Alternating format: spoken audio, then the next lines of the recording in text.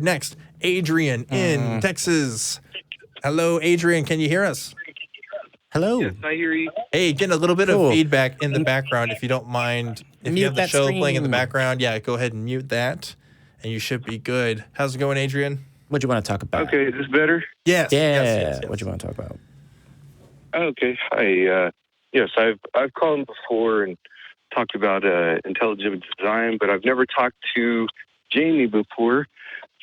So most people don't talk to start off Jamie. that day. It's a whole thing, so don't worry about it. Yeah, just not popular. Finally, I get to talk to Jamie.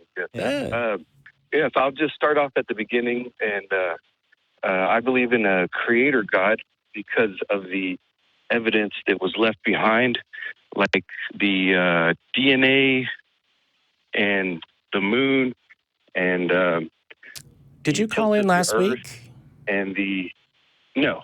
Okay, sorry. Someone else called in last week and wanted to talk about DNA and the Big Bang and how those were. Yes, that was a different call. That was different. Yeah. Sorry. Is that roughly where you're sort of headed with this? Not to shorten the explanation, but I'm trying to make up for all the time I used on the last one. Yeah, I know you don't have a lot of time, so I'll just. I know there's a lot of things that the experts agree on that look to be designed and they don't know why. So I'll just start off with, I guess, DNA, because there's about 20 different animals that off the top of my head I could think of, and also the position of Jupiter and the ozone layer, and there's countless things, but we'll start off with DNA, I guess, since there's actual atheist scientists that agree that looks designed. I hate to interrupt you at the beginning, but I just want to establish, because you say look to be designed, that I think what might be a phrase that would be helpful to establish before we start providing the evidence, right? Establish what type of crime you're attempting to find the universe guilty of, being designed, and then establish if it was designed, X, Y, and Z would be true. So there's a hypothetical universe with no life, no planets, no stars, and it is entirely black holes. Would you say that any part of that universe was designed? Would I say? Or would you think that a universe that, for example, just had black holes in it would be one that was designed, right? Because you're talking about like DNA, which is specific to life as we know it. Well, a lifeless universe, essentially. A lifeless universe. Yeah.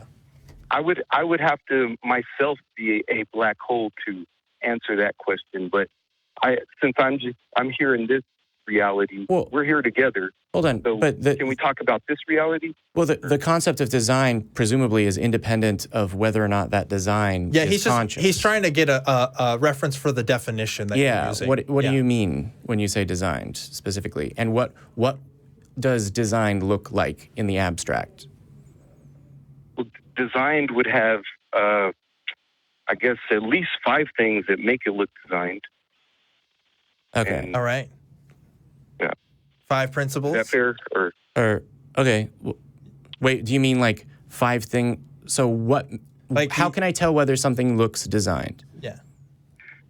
Well, it can't have just 1 or 2 things. It would have to have at least 5 things. Like, say, like if you saw you thought you saw a face, and it was just like 2 eyes and a mouth, and you could say that's a face, but it would have to you would have to have more like a chin and a mustache, or like eyebrows, and once you have like about 5 things, then you can pretty much say that that's a face without having to actually talk to that face.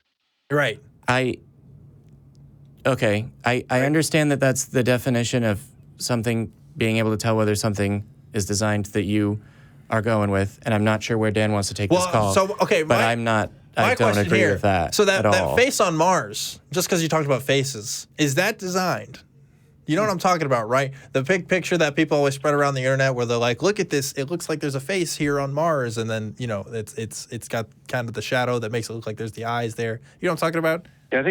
Yeah, and that's actually, I think they proved that was not a face. It was just shadows. Yeah. But that's because they only saw the eyes and the mouth and it wasn't at least 5 things. It was only like 2 or 3 things. Sure. But so like, It couldn't really. like I'm wondering here, because I could look at that and I could easily say to myself, if I was not aware of the context of that image, if I just saw a picture with a face on the rocks, I could say, wow, that looks designed to me.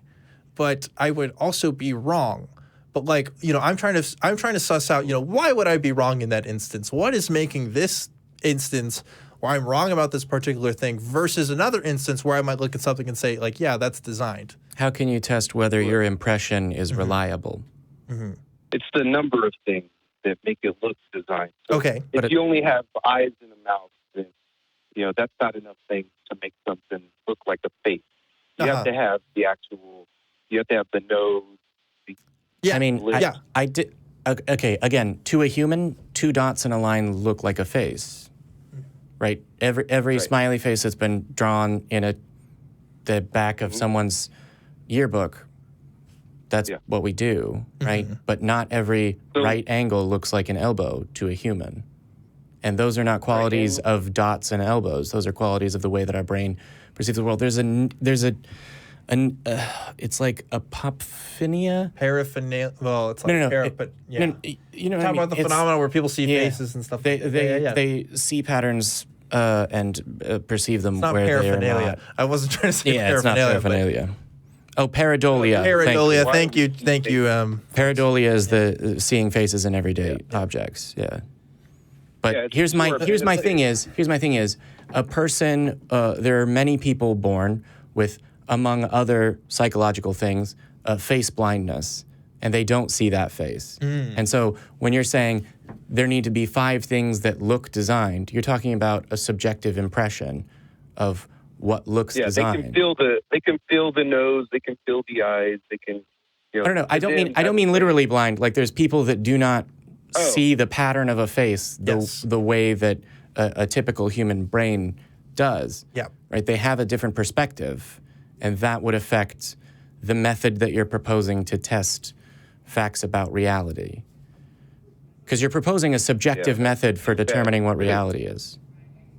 Yeah, that's too bad for them. But the rest of us, we can still have a chance to see that. But yeah, those people, there's not very many people like that. So. Well, yeah, but I mean, I wouldn't. So the quality of something looking like a face isn't an objective quality of that thing, right? Because it's an opinion of. I think this is what Jamie's point is. I think Jamie's point is if we're, we can set up a criteria for what looks designed and what doesn't look designed, but if it's only going to work on certain kinds of people, like if those definitions are inherently subjective to some degree, it does make it harder to determine whether or not this is a reliable method to know if something is designed or not, whether we know if something is true. Now, that's not to say that we don't use methods that are inherently subjective to determine the truth of things. I have my own metrics on what I like about art and what to me is good art and bad art. That's not going to work for you, Jamie, or going to work for other people. That's not a truth claim about reality. Yes. It's not going to tell me, give me some sort of objective standard of something, which is my point here, right? It's like if we're using a subjective criteria to determine other things, for example, whether something or not is designed, then I would be hard pressed to figure out if that would tell us something of whether it's objective that it's designed or not. You know what I'm saying? Like whether that's a truth that we can hold to fastly. Does that make sense, Adrian? Well, can you use that logic everywhere? Like if something does everything appear the way it's supposed? Is everything the way it appears until proven otherwise? I would say no. Everything the way it appears. Like so, if you're talking about what a person should conclude, right, which is different than what something is, because, for example, we use we only have one reality. We can't operate differently. We have to deal with it in a hard solipsistic type of question. But the way that you're talking about this, again, leads me, like a previous caller, to think that you're putting more emphasis on rationalism than empiricism, right? Can we agree that there is an objective reality? Or at least that we should behave as though there is one? I agree, yeah. Okay, so when you're talking about what something seems like, you can use like if someone seems like they're gonna try and, I don't know, steal my sandwich, I'm gonna guard it more carefully, and I don't necessarily know that they definitely were Steve at the office, but I'm gonna operate that way. I wouldn't say I definitely know it, but I go that. But when it comes about larger things about reality, we test ideas, and that's how we get to whether or not things are... I'm sorry, Jamie. You have to have logical reasons to believe that, and as evidence. And do you have a logical reason to believe that that person is a thief? And how many reasons you have? There's things. So the reason that I picked that is it involves subjective impressions of a person, their character, and their behavior, which, particularly for a single incident, this sandwich today, Steve, even though it's labeled, right, and shouldn't be stolen, I didn't have lunch today, it's fine, is a subjective question. That's why I chose it, because you're operating and attempting to find a way of getting through the world without certainty about a question, right? And so I was trying to poke at that just slightly, although it's taken up way more of this conversation because that's not the gist you're going for. Can I interject here? So, okay, we can take a movie set and we can put it in the context of watching a movie, and we can make it look like the mountains and the trees and the scenery in that movie looks as real as possible.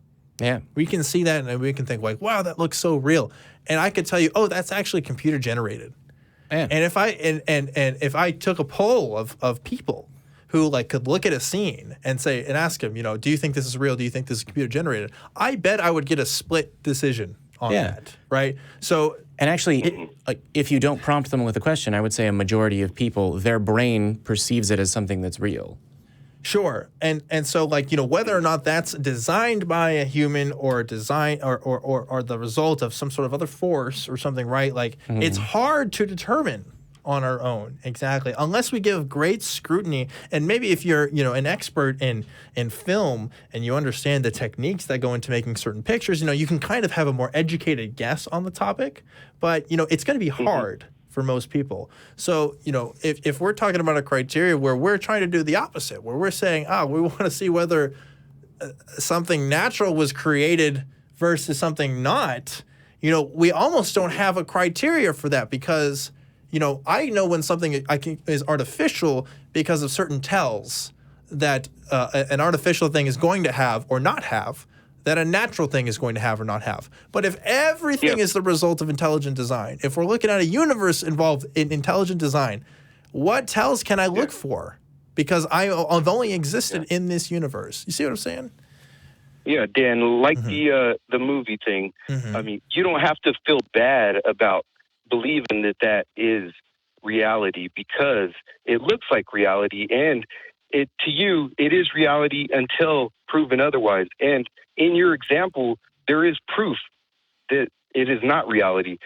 So, if you have proof that there is no God, then I'd like to see it. But, let's go past that. We wouldn't really say that there is proof that there is no God. That's not really a position that we would hold. Yeah. But you do feel bad that things look to be designed, or you don't like that feeling. I mean, you don't like the things look that way? I don't think it's I don't personally like or dislike it. I recognize it as the evidence. Like what I thought an atheist is they lacked evidence. Yes, we would. Yes, yeah. That's a pretty good summation. Yeah. Okay, so that evidence. The evidence that's all around us and everything. That's not good enough. Well, it doesn't see what you would call evidence. That doesn't fit into our criteria of evidence. That's because if to us it looks that way, then we don't have to feel bad that we believe that, because it looks that way, and nobody has been. Let me see what I'm saying though. Like if we're already saying that we can design things in a universe that's already been designed, then we can't tell anything from what's designed and what's not designed, because we would have nothing around us that wouldn't be designed if the universe was designed. Do you see what I'm saying? Wait, hold on. I didn't get that. Okay, so say that one more time. Yeah, so if we're saying, right, that the universe is designed, then how could we possibly know, like, everything we would see is designed. Everything is designed. So we can't distinguish what's designed from what's not designed if the universe was designed. You see what I'm saying? I see what you're saying. Yeah. Yeah, but like, I don't believe that dirt is designed. I think that that's just like pieces of rocks that fell off of other pieces of rocks and over time, and then eventually became sand or dirt or whatever. But isn't that part of the design, though? Isn't that part of the universe? Like, you see what I'm saying? No, that's just rocks falling off of other rocks. But rocks. Yeah, we say the same thing about the chemical processes and biological processes that have occurred and have been influenced by events through the process of natural selection, resulting in what we have today. You say the same That's thing rocks about falling the off rocks. Yeah. So when chemicals interact and they interact in a I have evidence of rocks. We have falling off evidence of we have evidence of chemicals interacting in a continuing pattern. Yeah, yes, and DNA goes on by itself. It keeps replicating and doing its thing. We don't have to prove that necessarily. Like that's observable. That's what I'm calling about. See, I would like the evidence that y'all have that makes y'all so confident that there is no God, right? Y'all or where would y'all put y'all's confidence at? Chemicals reacting don't require an agent. Well, first thing, Adrian, if you ask for confidence that there is no God, right? You want that specifically.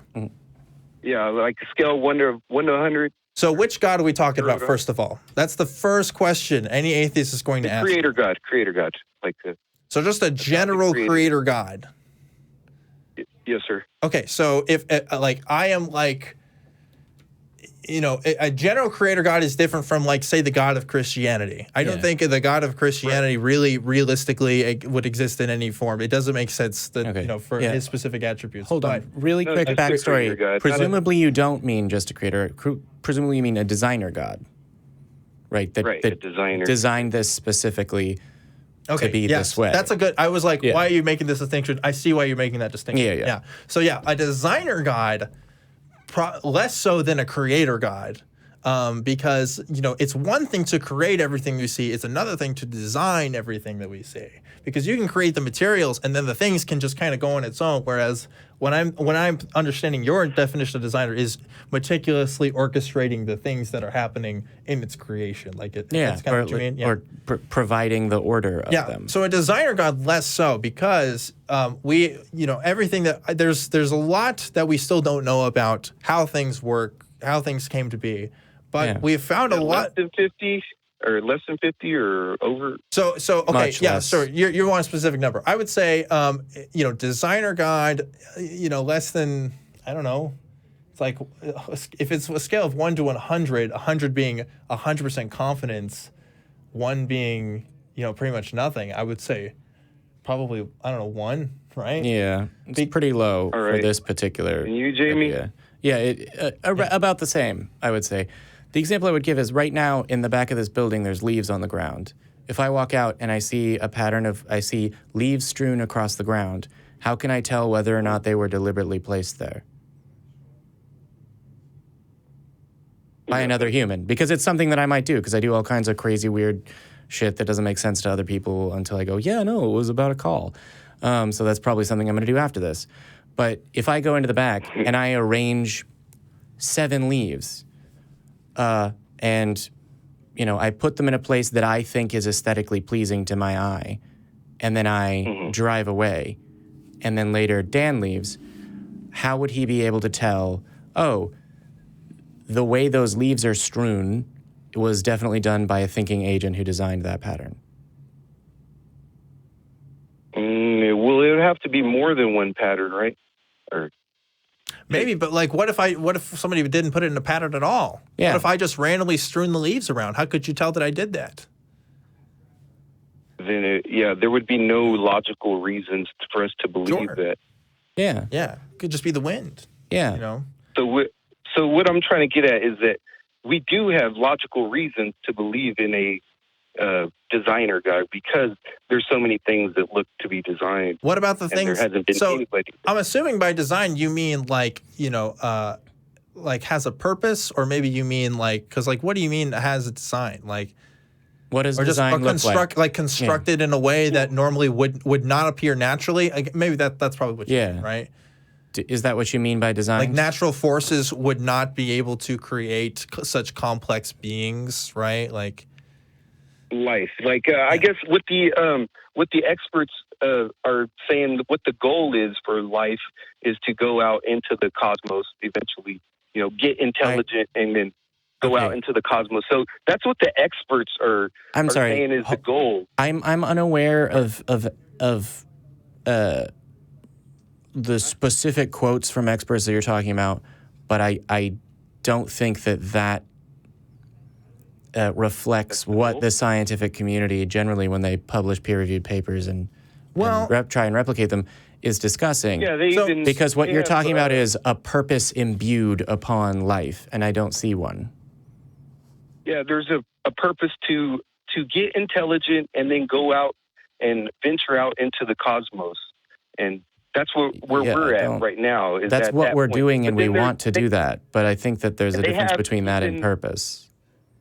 Yeah, and they have even ones that are higher than that go out and are able to travel to other galaxies, and ones that are even higher than that. That we're just like on the very cusp of we're like babies or whatever. But there's what the experts are saying, like compared to what civilizations may or may not be out there. Yeah. Yeah, like, with the thing with complexity is, it becomes arbitrary at a certain point. I think that's our main criticism is because, I have this conversation with Christians, which is like, okay, what about viruses? What about, bacteria? What about things that don't necessarily aren't beneficial? And I'll get the most common response I get is, well, that's because that's a result of sin. So that doesn't count, apparently, even though these complex things aren't. You got to take people's arguments as they come. So, I mean, I wouldn't say that. Yeah, I'm sure you wouldn't say that. But so, do you think that the universe was created with a purpose? Sorry, I totally let me go ahead and finish here, because if we're talking about complex beings, right? Again, I have to stress, it becomes arbitrary to a certain point. Not to say that I can't look at DNA, not to say that I can't look at all of these things and have wonderment and say, wow, it's amazing how all this stuff comes together. It's just that it seems to be we are continually finding natural explanations for the things that we see that don't necessarily require a designer to have started it all. I'm not convinced that the DNA molecule or RNA molecule or any other kind of molecule that you can find in the human body has to be the result of a mover. I don't see why that has to be the reason. It seems that a naturalist explanation is sufficient and also, has a larger explanatory power than a designer god, because there's a lot of questions and a lot of things that come up with a designer god that don't make sense. Go ahead, Adrian, and then I want to wrap it up so we can get to the last callers here. You mean like lightning and volcanoes and stuff, right? Like how they used to think that was God, absolutely, and stuff like that. Well, people definitely used to think that was attributed to God. Yeah. Yeah. What I would argue is that is an example of how humans are able to correct themselves once they get the amount of information they need to be able to make that change. And we're all smart enough to do that. It's just we haven't gotten that enough information. Let me ask you this, Adrian. We do have enough information to say that things are designed. If we're able to say confidently that lightning bolts and volcanoes are not the result of design, why can't we go a step further and say that humans aren't? What's stopping us? We haven't gotten that. Nobody's been able to prove that yet. Well, I think that's where we might disagree. I think that's where we might. I would say, like, people been able to prove that about lightning? Well, I mean, like, yes, they've been able to. How? Being able to say that that's not God. I mean, it's just something else, like nature. The same has been said about human beings and evolution, the development of biological life as we know it. Yeah, if I'm saying that, those lightning bolts are the direct result of God, and you would say, no, we have natural explanations for it, right? Like, you don't have to say it's a God. That's what I'm saying about people. That's what I'm saying about DNA. I think we can say the same thing. Yeah, you can say that, but I mean, it helps to have evidence to be able to back that up and And at least I have the evidence to back up my claims. Well, I would say that you have as much evidence as the people who believe that the lightning in the volcanoes have designed. You know, Yes. like it's in the same realm. And that was the truth. That was the truth. Believe it or not, that was the truth before they got the evidence that No, it wasn't. proved otherwise. No, I'm sorry. No, it wasn't. So perhaps you're using the word truth differently than I would. It was not real. That was not an accurate description of reality. Yeah, the truth can change, but you have to have evidence to change the truth. When you say no. When you talk say about the common understandings of reality, when you say truth, you mean a common understanding of reality. yeah, I think that's his idea. Right. Of what it Okay, is. Yeah. so to be clear, even when people believed that lightning bolts were created by God, we know now that that's not the case. Yes. We know now, yes. Okay. All right. didn't know Sorry. back I then. just thought you were talking about like a subjective reality change. Yeah. Anyway, we have to go because we're going way too long with the shows tonight. But Adrian, thanks again for All right, calling. guys. We can I had a definitely. blast. Thank you so much. We can talk about it more about the evidences and the qualities of those evidences in 2020. And we'll go ahead and just leave it here tonight. Again, thanks again for calling.